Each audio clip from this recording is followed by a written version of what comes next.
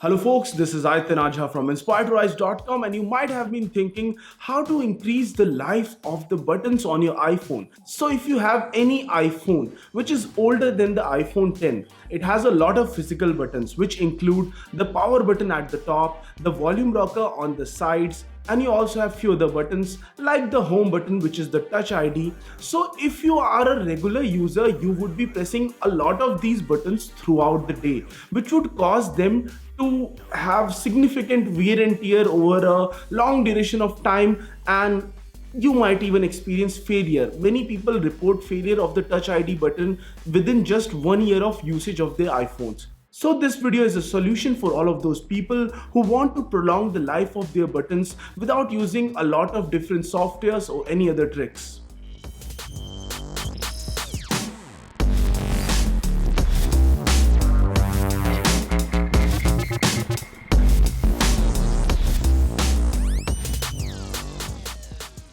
So guys, in order to do this, go to the settings in your iPhone, go to general, and then go to accessibility. In there, go to the home button option. There would be a small option which is rest finger to open. So this works in the way that you can open your iPhone with touch ID without having to press your home button.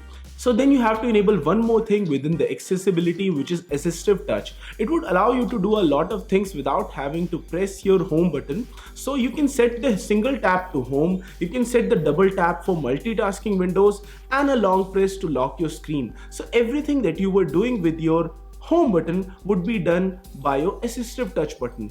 That would make a lot of things very simple for you.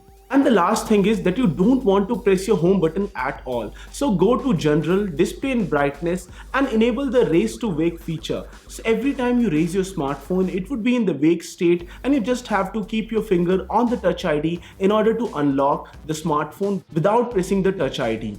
So in this way, you won't have to use the home button anytime. And if you think about the power button, you won't have to use that also, because you can long press your assistive touch button in order to lock your phone. And if we talk about the volume rocker, that functionality is already present in the control center in iOS 11, so you don't have to use the volume rocker at all in a lot of applications. So guys, by using all of these methods, you can improve the life of the buttons on your iPhone. And this was it for this video. In case you like this one, don't forget to smash the thumbs up button. Do subscribe to Inspired Rise for a lot more awesome informative tech videos like this one. And guys, no matter what you do, stay inspired to rise.